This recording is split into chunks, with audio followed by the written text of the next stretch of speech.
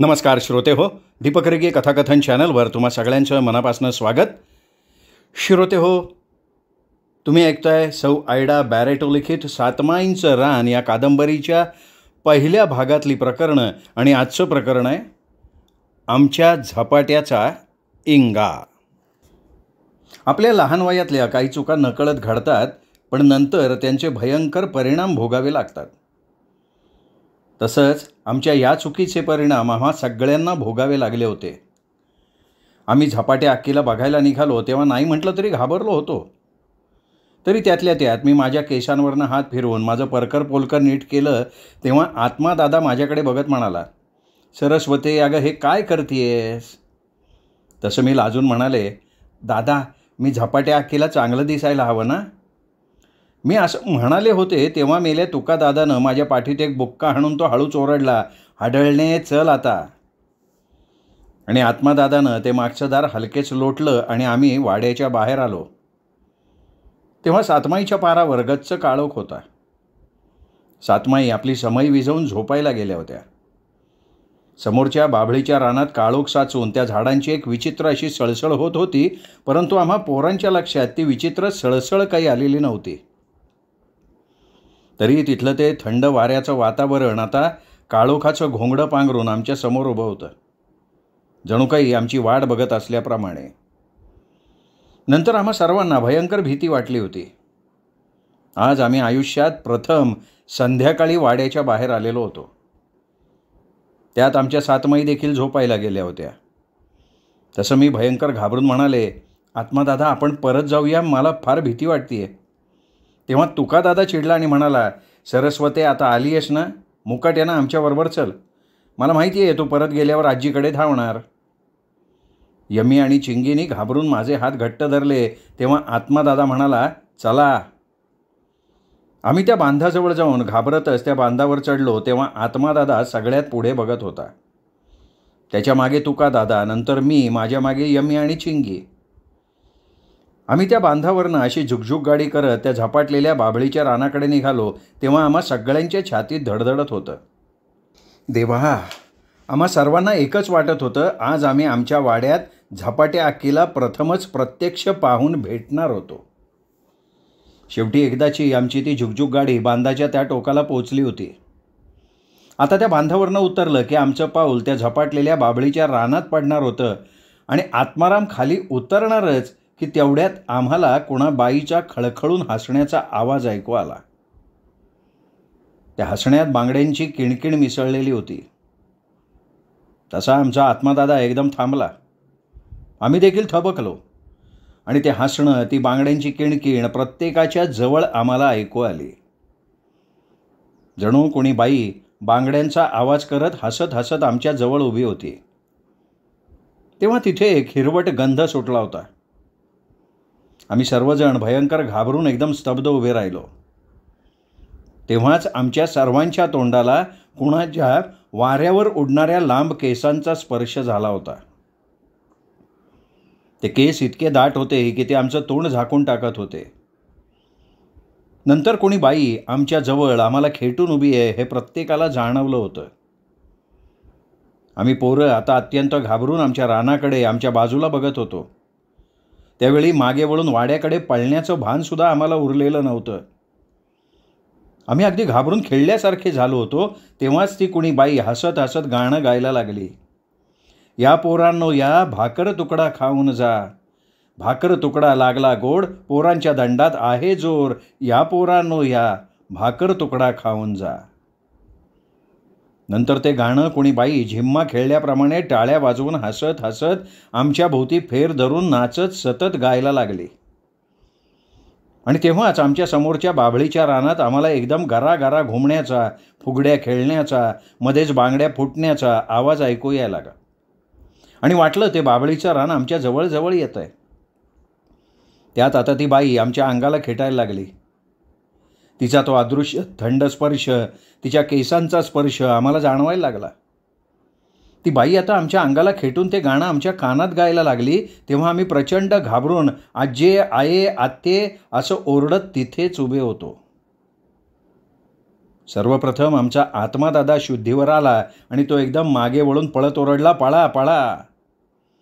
आणि त्याच्या पाठोपाठ तुकादादा आम्हाला लोटून तुडवून वाड्याकडे पळाला. तेव्हा त्याच्या त्या लोटण्यानं मी, चिंगी, यमी त्या बांधावर पडलो होतो आणि मला पडल्या पडल्या जाणवलं.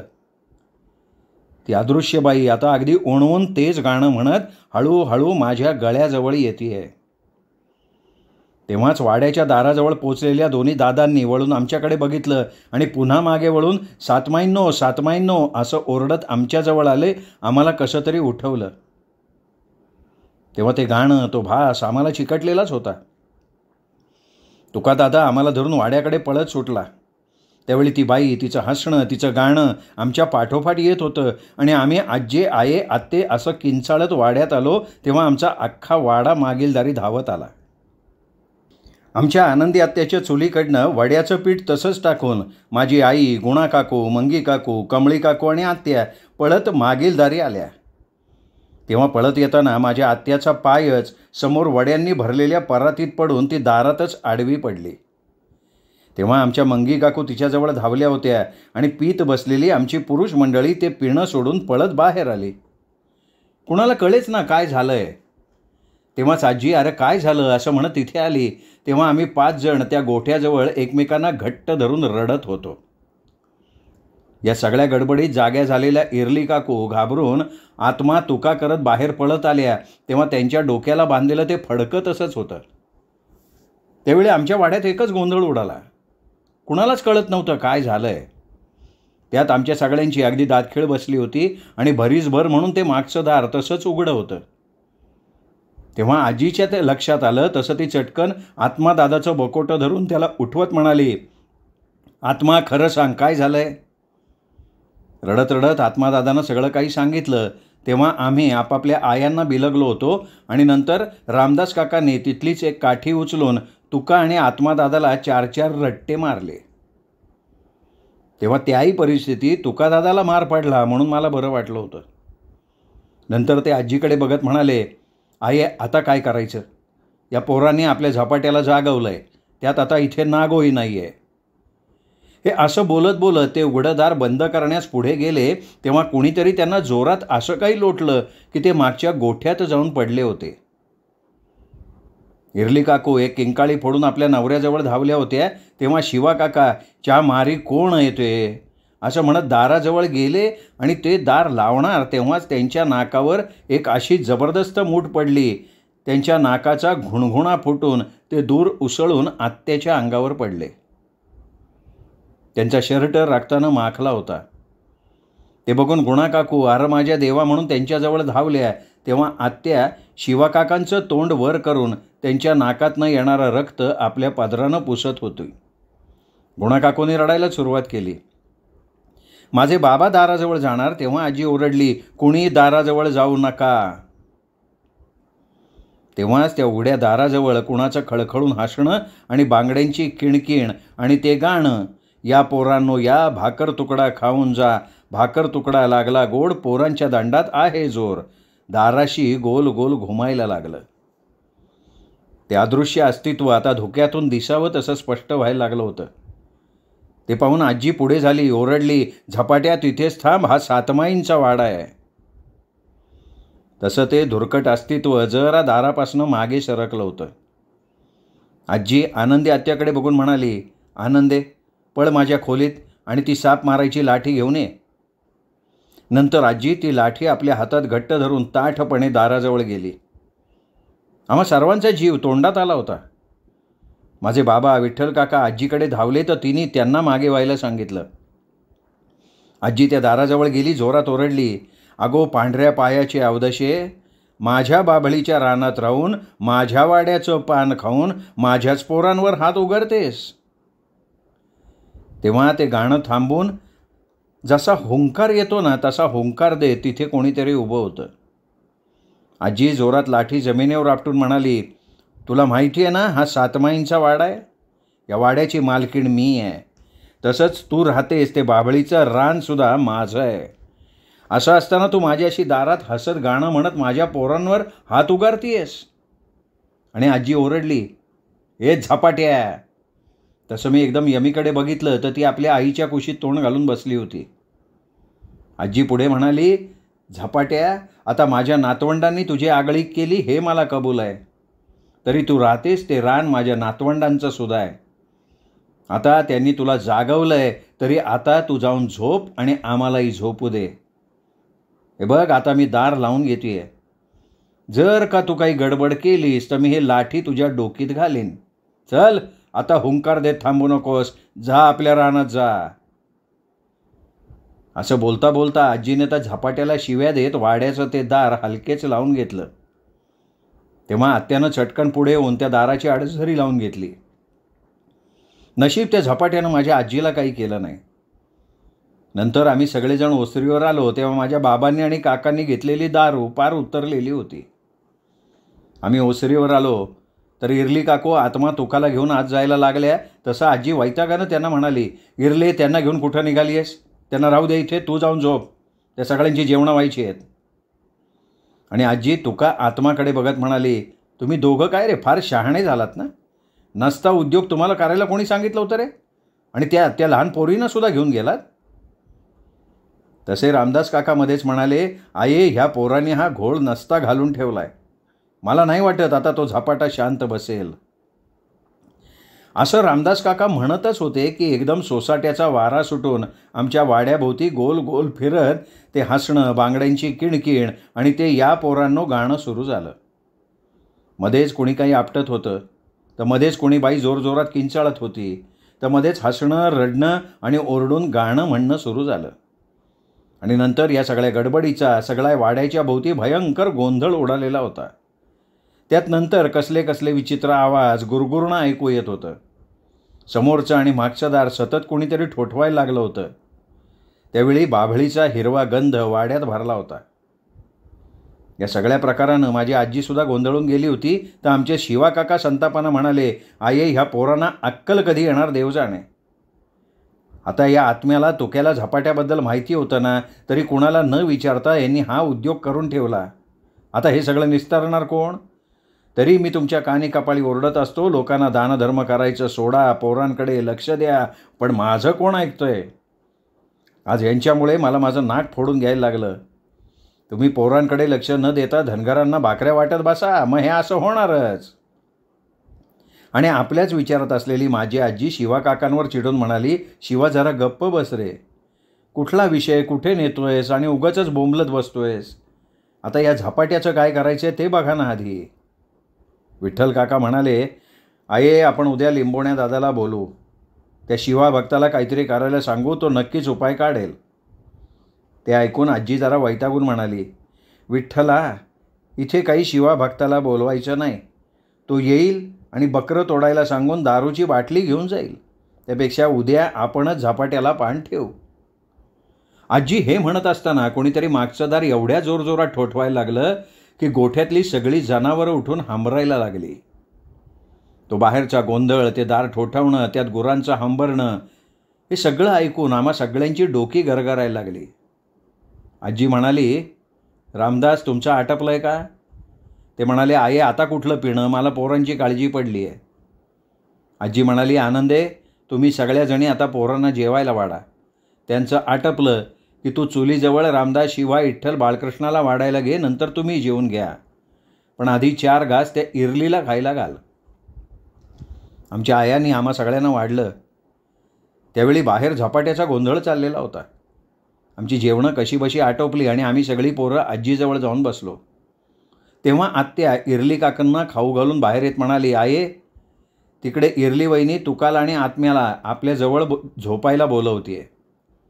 आजी ओसरीवरनं जोरात ओरडली, इरले, आता तू गप झोप. तुझ्या पोरांनी हा सगळा गोंधळ करून ठेवला आहे.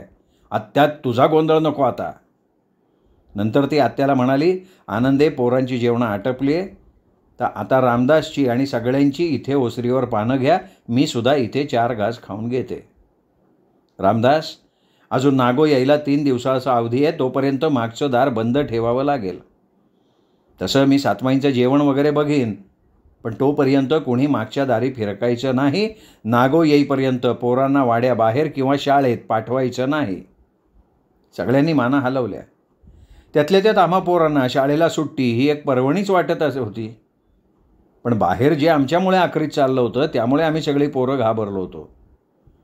इतक्यात कोणी जोरजोरात उड्या मारत ते गाणं जोरजोरानं म्हणत मध्येच किंचाळायला लागलं.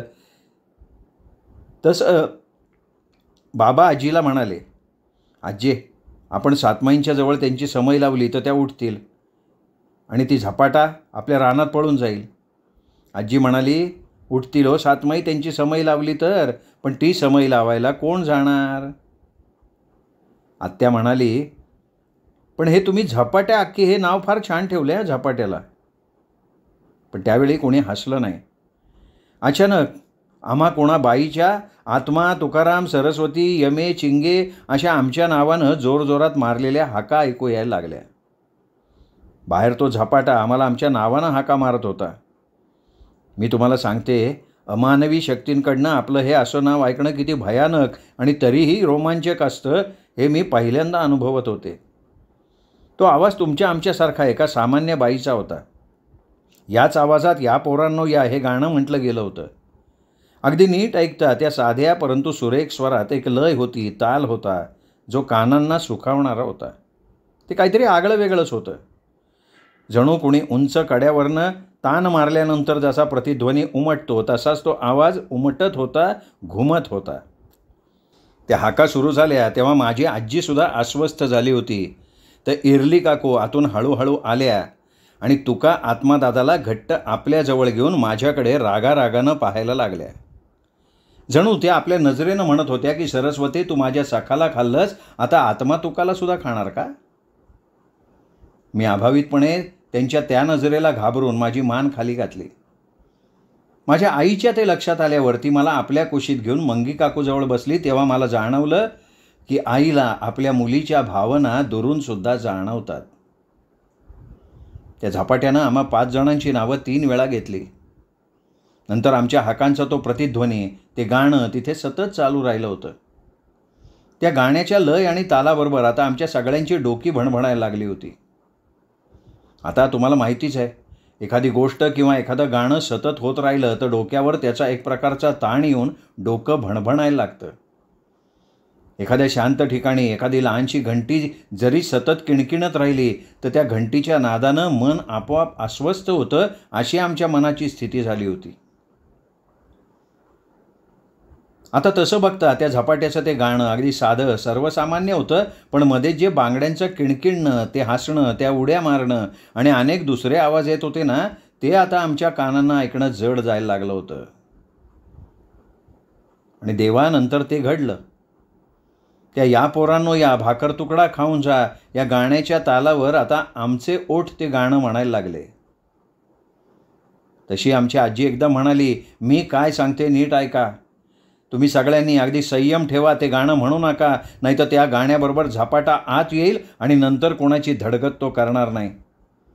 रामदास तू चिपळ्या आण, मोठ्यानं भजनाला सुरुवात कर. आणि रामदास काकांनी टाळ चिपळ्याच्या आवाजात मोठ्यानं भजन म्हणायला सुरुवात केली. आम्ही सगळेजण त्या भजनात सामील झालो. त्या रात्री आमच्या वाड्याच्यात भजनाचा गोंधळ चालू होता, तर वाड्याच्या बाहेर झपाट्याचा गोंधळ चालू होता. आम्ही सगळे बेंबीच्या देठापासून ते भजन कोकलत होतो, तर बाहेरचा झपाटा आमच्या दुप्पट आवाजात बोंबलत होता. हा सगळा गोंधळ अगदी सूर्योदयापर्यंत चालू होता. रात्रभर ते अभंग कोकलल्यानं पहाटे पहाटे आमच्या सगळ्यांचे घसे बसले. पहाटे आत्यानं सगळ्यांना गरम पाण्यात मीठ घालून त्याच्या गुळण्या करायला सांगितलं आणि पहाटे तो सगळा गोंधळ शांत झाला. रात्रभराच्या जागरणानं आम्हा सगळ्यांचा त्या ओसरीवरच डोळा लागून गेलेला होता. श्रोते हो, आमच्या झपाट्याचा इंगा या प्रकरणाचा हा भाग इथेच संपला. हा इंगा ऐकण्यासाठी म्हणजेच या प्रकरणाचा पुढचा भाग ऐकण्यासाठी उद्या भेटूयात दीपक रेगे कथाकथन चॅनलवर.